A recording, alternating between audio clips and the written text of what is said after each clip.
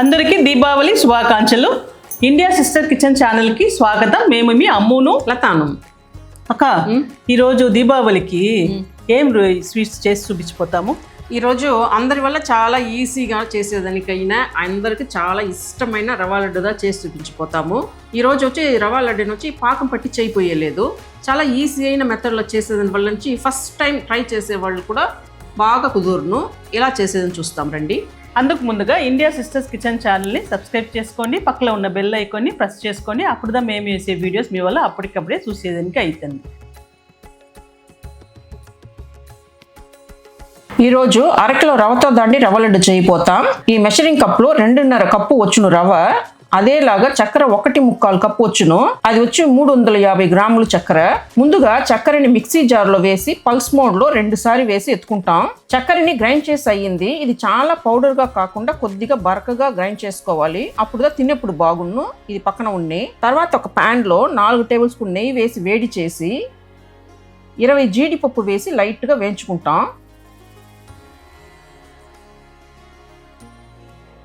ఇప్పుడు ఎండు ద్రాక్షని వేసి గోల్డెన్ బ్రౌన్గా వేయించుకుంటాం. జీడిపప్పు, ఎండు ద్రాక్ష మీ చాయిస్ దాండి, కావాల్సినంత వేసుకోవచ్చు. తర్వాత ఇందులో రవ్వని వేస్తాను. 2.5 కప్పు అంటే 1/2 కిలో ఉంది. బాంబే రవ్వ దాండి ఇది. మనము కేసరి, ఉప్మా చేస్తాం కదా, అదే రవ్వ ధాన్యం వేసి వేయించుకుంటాం. ఇది ఎంతసేపు వేయించాలి? ఇది కొంచెం కలర్ మారాలి, రవ్వ పచ్చి వాసన పోవాలి, అంతవరకు వేయించాలి. 2 నుంచి 3 నిమిషాలు అవునా? అవును, 2-3 నిమిషాలు అవును. ఎక్కువగాను వేయించకూడదు, బాగుండదు. ఇది మీడియం ఫ్లేమ్లోనా లేదు సిమ్లో పెట్టి వేయించాలనా? మీడియం ఫ్లేమ్లో పెట్టి వేయించుకోవాలి. అమ్ము రవ్వ వేగింది కదా? అవునుకా, రవ్వ వేగింది, వాసన వస్తుంది. చాలండి. ఇక్కడ నేను తురిమిన బాదాం, పిస్తా కొద్దిగా పెట్టిండాను, దాన్ని వేస్తాను. ఇది ఆప్షనల్ దాండి, మీకు కావాలంటే వేసుకోవచ్చు, లేదంటే వేయొద్దు. తర్వాత 1 టీ స్పూన్ ఏలకుల పొడి వేసి మిక్స్ చేసి స్టవ్ ఆఫ్ చేసేసి ఇక్కడ పొడి చేసిన చక్కెరని వేసుకుంటాం. చక్కెరని బాగా మిక్స్ చేస్తే చాలు కదా? అవును, చాలు. రవ్వ ఉడుకులోనే చక్కెరని బాగా మిక్స్ చేసుకుంటాం. బాగా మిక్స్ చేసి అయ్యింది అండి. దీన్ని ఒక ప్లేట్లో వేసుకుంటాం.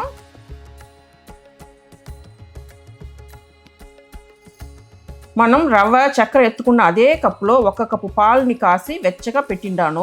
ఇప్పుడు దీన్ని ఇందులో కొద్దిగా పోసి కలిపి ఉంటలు పట్టబోతాం. ఎలా చేసేది చూస్తాం రండి. ఇలాగా కొద్దిగా పాలు పోసి కలిపి, చాలా నీళ్ళుగానం లేకుండా చాలా డ్రైగానం లేకుండా రవ్వను కొన్ని జీడి ద్రాక్ష పప్పును చేర్చి ఎత్తుకొని ఇలాగా ఉంటలు చేసుకోవాలి.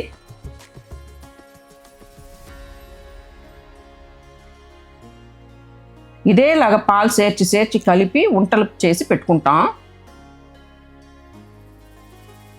దీపావళి హడావడిలో టైం లేదు, స్వీట్ చేసేదానికి టైమే లేదు అనే వాళ్ళకు ఈ స్వీట్ చేసేదానికి ఈజీగా ఉన్నాం. ఇంట్లో ఉండే ఇంగ్రీడియంట్స్ని పెట్టే చట్టని చేసేయచ్చు. ఒక 10-15 నిమిషాలు లేదు ఒక 20 నిమిషాల్లో చేసేయచ్చు. మొత్తం రవ్వ లడ్డు చేసి అయ్యింది. ఎన్ని రవ్వ లడ్డు వచ్చిందమ్మో? 23 లడ్డు వచ్చింది. 1/2 కిలో రవ్వకు 23 రవ్వ లడ్డు వచ్చింది. ఈ సైజులో పట్టిన దానివల్ల ఇప్పుడు పాలు వచ్చి 1 కప్ అంతా కావాల్సి పడింది. అయితే రవ్వని పట్టి హెచ్చు తక్కువ అవ్వచ్చు, చూసి చేసుకోండి.